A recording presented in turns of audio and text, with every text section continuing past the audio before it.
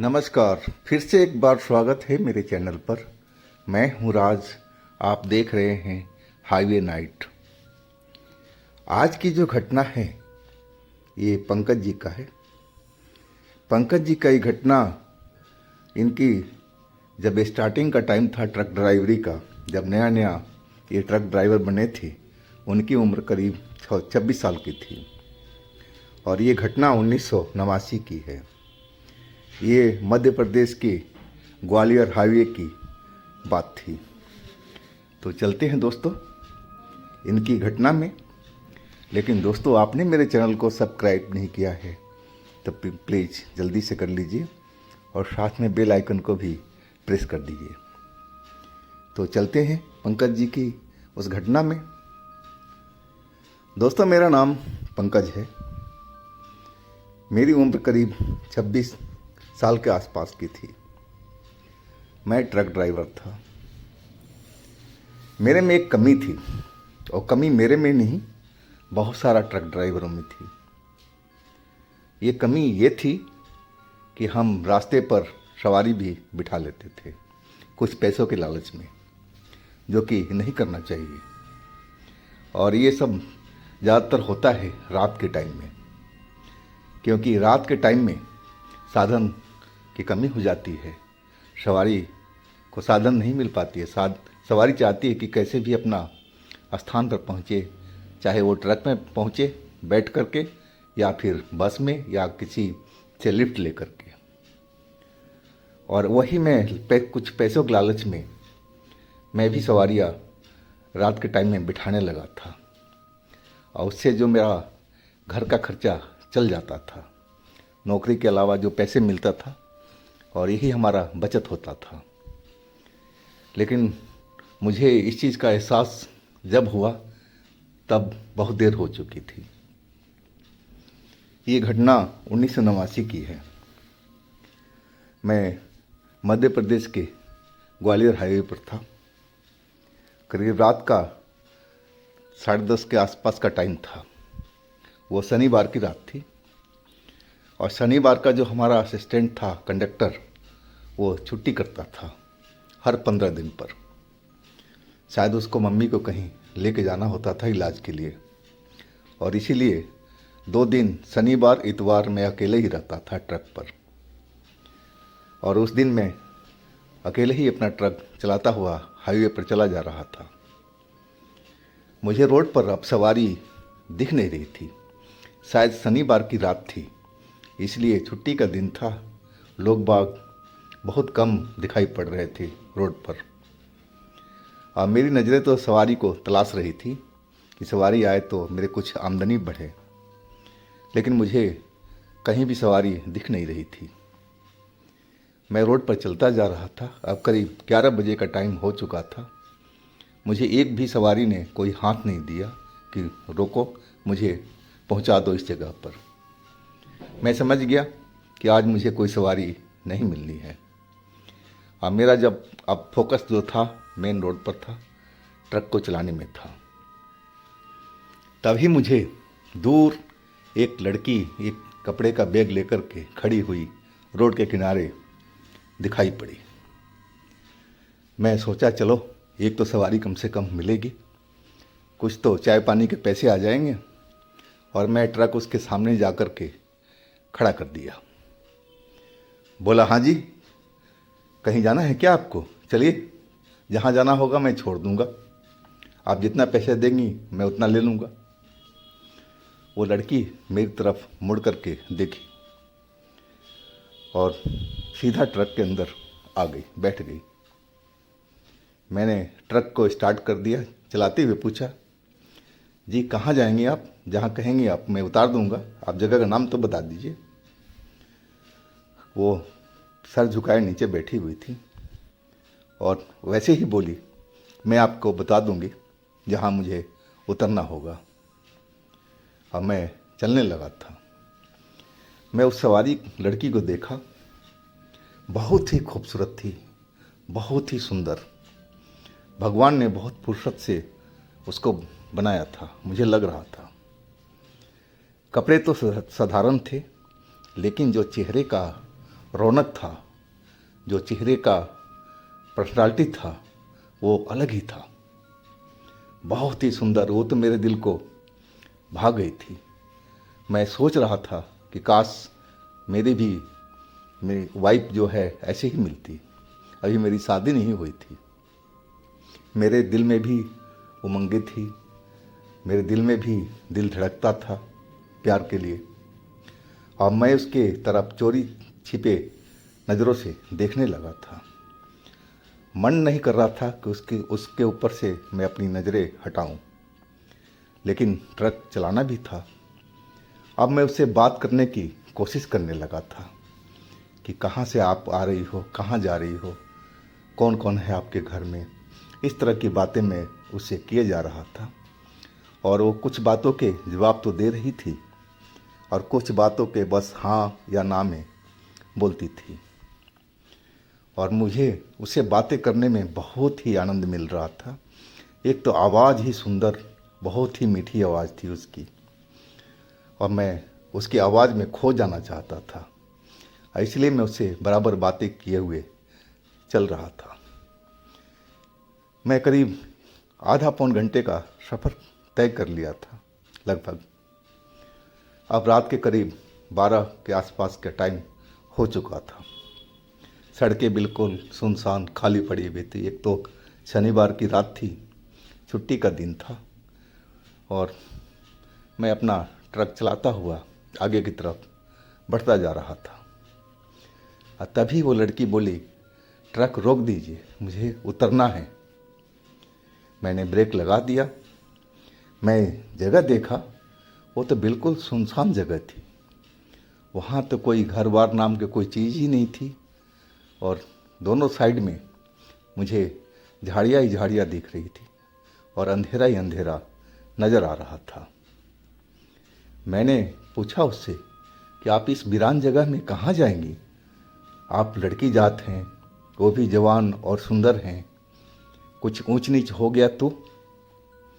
वो लड़की मुस्कुराते हुए मेरी तरफ देखी। अब उसके चेहरे पर एक शरारत सा दिख रहा था। वो बोलने लगी, तो आप हैं ना मुझे बचाने के लिए? मैं उसकी बातों में एकदम गुम सा हो गया था। मैंने कहा, हाँ हाँ बिल्कुल, आप तो बताइए, इस अंधेरे में कहाँ जाएंगी आप, मुझे समझ में नहीं आ रहा है। वो बोली, ये देखिए, ये बाएं साइड में जो रोड जा रहा है ना, उसी में थोड़ी दूर पर मेरा घर है, आप ले चलेंगे एक ट्रक वहाँ तक? मैंने बोला, हाँ हाँ बिल्कुल, आपको बिल्कुल सुरक्षित हम उतारेंगे। लड़की जात हैं, मुझे अच्छा भी नहीं लगेगा कि इस रोड पर अंधेरे में आपको छोड़ कर चला जाऊँ। मैं तो उससे अपनी दोस्ती बढ़ाने की कोशिश कर रहा था। कहा जाए तो मैं पटाने की भरपूर कोशिश कर रहा था, ये कि उस लड़की पर मेरा दिल बुरी तरह से आ चुका था, और वो लड़की भी मुझे अब भाव दे रही थी। इशारों में मुझे लग रहा था। अब मैं ट्रक को उसके कहे अनुसार रोड पर मोड़ दिया था। वो भी एक सुनसान सड़क थी, दूर दूर तक कुछ भी दिखाई नहीं पड़ रहा था, और अंधेरा ही अंधेरा, दोनों साइड में झाड़ियाँ, जंगली झाड़ियाँ दिखाई पड़ रही थी। और कुछ ही दूर चलने पर वो लड़की बोली, बस यहीं पर रोक दीजिए, मेरा घर यहीं पर है। मैं वो जगह भी देखा, नहीं जी यहाँ तो कुछ नज़र नहीं आ रहा है घर बार आपका, क्या आप जंगल में रहती हैं क्या? बोली, हाँ, ये जो झाड़ियाँ देख रहे हैं, उंगली उठाते हुए इशारा किया कि उसी झाड़ियों के पास में मेरा घर है। मैं हैरान था कि इस जंगल में उसका घर मुझे तो कहीं दिखाई नहीं पड़ रहा था, बस जंगली झाड़ियाँ ही नज़र आ रही थी। और तभी वो लड़की मेरे साइड में सरकती हुई आ गई। बोली कि आप मुझे पटाने की कोशिश कर रहे हैं ना? वो हंसते हुए बोली। मैं उसकी बात सुन कर के एकदम शर्मा सा गया था। मेरे मुंह से कोई जवाब नहीं फूट रहा था कि मैं उसको क्या बोलूं। फिर वो बोली, मुझे आप शुरू से ही इम्प्रेस कर रहे थे ताकि मैं आपके साथ पड़ जाऊं। यही बात है ना? खुल कर के बोलिए ना, शर्माइए मत। अब वो ऐसी भाषा बोल रही थी कि मुझे भी अब शर्म आने लगी थी। मैं आज तक किसी लड़की की दोस्ती में नहीं पड़ा था।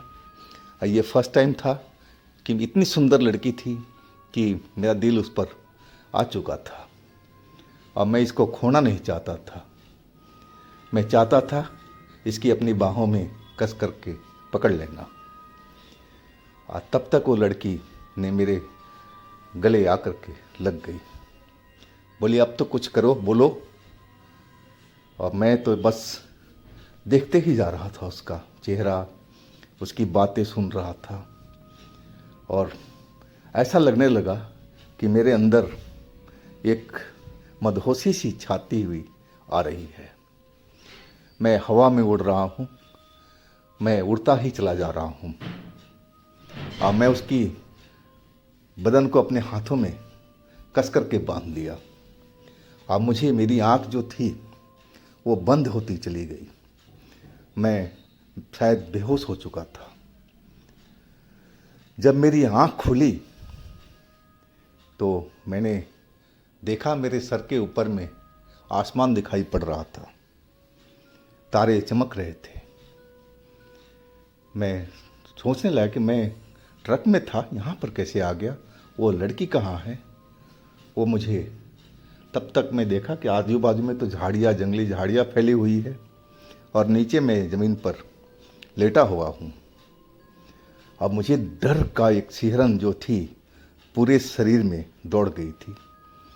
क्या मैं लूट चुका हूँ? उस लड़के ने मुझे लूट करके और मुझे नीचे फेंक दिया है, या फिर मैं किसी भूत प्रेत के चंगुल में फंस गया हूँ। मुझे दोनों चीज़ ही डरा रही थी। मैं जल्दी से उठ करके बैठा तो अपने बगल में देखा कि वही लड़की मुर्दा की तरह पड़ी हुई थी। मैं हाथ से उसका नाड़ी देखने की कोशिश करने लगा। उसका हाथ तो बिल्कुल बर्फ़ की तरह दिखाई पड़ रहा था, बिल्कुल ठंडा। उसमें तो जान थी ही नहीं। अब मैं उसी के बगल में लेटा हुआ था, साइड में कहा जाए तो। अब तो मेरा कलेजा कांप गया था उसको देख करके कि ये सब क्या है। ये लड़की तो जिंदा थी, अब कैसे ये मरी पड़ी है। और तभी मेरी नज़रें सामने में पड़ी तो वहाँ देखा कि बहुत सारे गिद्दड़ मेरी साइडों में देख रहे थे। उनकी आंखें चमक रही थी और मेरी तरफ भी घूर घूर करके देख रहे थे। शायद वो मुझे भी मरा समझ लिए थे और तभी लोग इकट्ठा होकर के आए थे कि हमको खा जाएंगे, मुर्दा समझ करके। मैं तो शरीर कांप रहा था डर से और मैं अब एक पल भी इस जगह पर रुकना नहीं चाहता था। इस लड़की को तो देख करके मेरा हालत ही और ख़राब हो चुकी थी कि पता नहीं कौन है ये और कैसे ये सब हुआ है। अब मैं जल्दी से रोड के साइड में भागने लगा। मेरे सामने ही ट्रक मुझे नज़र आ रहा था। अब मैं ट्रक के अंदर पहुंच गया। ट्रक स्टार्ट करके बैक किया मैं और मेन रोड पर आने लगा।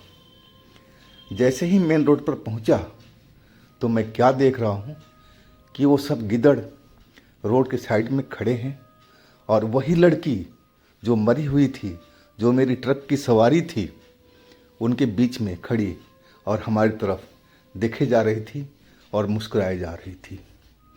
अब तो मैं भगवान भगवान ही करने लगा था कि ये भगवान, ये सब क्या है। ये तो कोई चुड़ैल या कोई जादूगरनी है।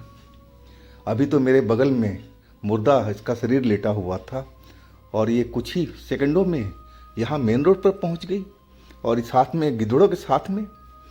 ज़रूर ये न कोई तो चुड़ैल ही है। भगवान भगवान करता हुआ मैं ट्रक को अपना दौड़ाने लगा था और वो मेरे पीछे छूटती चली जा रही थी।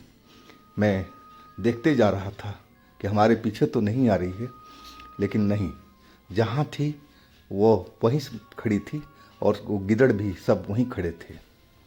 अब मेरी वो नज़रों से अझोल हो चुकी थी। मैं बहुत आगे निकल आया था। दिल मेरा अभी भी तेज़ी से धड़क रहा था ये सब घटना देख करके कि ये सब क्या था, मेरे साथ में क्या हुआ था। इसमें मेरी ही गलती थी। मुझे सवारी को बिठाना ही नहीं चाहिए था। पता नहीं कौन सवारी कैसा मिल जाए और वही मेरे साथ में हुआ था। मैं काफ़ी दूर के बाद में जब एक लाइट चमकती हुई, बहुत सारी लाइट नज़र आई, तो मैं समझ गया कि कोई न कोई रात वाला ढाबा खुला हुआ है। और वहाँ देखा तो 2 ट्रक खड़े थे। मैं वहाँ पर जा कर के अपना ट्रक रोका था। अभी भी मैं डरा हुआ था। वो ट्रक वाले भैया लोग चाय पी रहे थे। मैं भी डरते डरते चाय का ऑर्डर दिया और गिलास लेकर के आया उसका लड़का। मैं अपने हाथ में गिलास पकड़ा था, लेकिन गिलास मेरा चाय का कांप रहा था, कहा जाए तो हिल रहा था बुरी तरह से। तभी एक ट्रक ड्राइवर बोला, अरे भाई, इतना क्यों डरे हुए लग रहे हो? क्या तुमने भूत देख लिया क्या? मेरे मुंह से सही ढंग से अभी भी आवाज़ नहीं निकल रही थी। मैंने अपना सर हिलाया कि हाँ जी। तो मेरे पास में आ गया, क्या हुआ भाई, सच में? मैं सर हिलाया कि मतलब हाँ जी, बिल्कुल सही बात है। बोला, भाई आराम से, पहले आप चाय पी लो फिर बताना। और मैं धीरे धीरे चाय को ख़त्म किया। कि हम लोग ट्रक ड्राइवर जहाँ भी मिलते थे, एक दूसरे की जो घटी घटनाएं आपस में हम लोग शेयर करते थे। अब मैं उसको सारा कहानी बताने लगा कि भाई ऐसे ऐसे मेरे साथ में सब घटना हुई थी। वो मेरी बात सुन कर के भी डर गया था। बोला, भाई अब तो मैं भी सवारी बिठाता था, मैं भी अब बिल्कुल बंद कर दूंगा। यानी कि भाई इसी में हम लोग की भलाई है, पता नहीं कौन सी सवारी कैसी मिल जाए। हम तो जानते नहीं हैं, हम तो इंसान समझ कर के उनको बिठाते हैं। और कोई आत्मा निकल जाए, कोई भूत निकल जाए, कोई चुड़ैल निकल जाए, तो उनके माथे पर तो लिखा नहीं है ना, और हम उनको पहचान भी तो नहीं सकते हैं। वो बोला, बिल्कुल भाई आप बात सही कर रहे हो, मैं भी अब आगे से ऐसा ही करूँगा। तो दोस्तों, ये थी आज की कहानी। अगर आपके पास भी इस तरह के कोई अपनी आप बीती है, कोई घटना है, तो मुझे इंस्टाग्राम पर या मेरे व्हाट्सएप नंबर पर शेयर कीजिएगा। मैं आपकी कहानी को ज़रूर बनाऊंगा। और मेरे दूसरे चैनल पर भी विजिट कीजिएगा, उनमें भी अच्छी अच्छी कहानियाँ भरी पड़ी हैं। सुनकर के बहुत मज़ा आएगा आप लोगों को। लिंक मैं नीचे डिस्क्रिप्शन बॉक्स में दे रखा हूँ। तो दोस्तों, मेरे चैनल को सब्सक्राइब कीजिएगा, लाइक कीजिएगा, शेयर कीजिएगा। हम फिर मिलते हैं कल एक नई कहानी के साथ में। आप लोग अपना बहुत ही ख्याल रखिएगा। नमस्कार।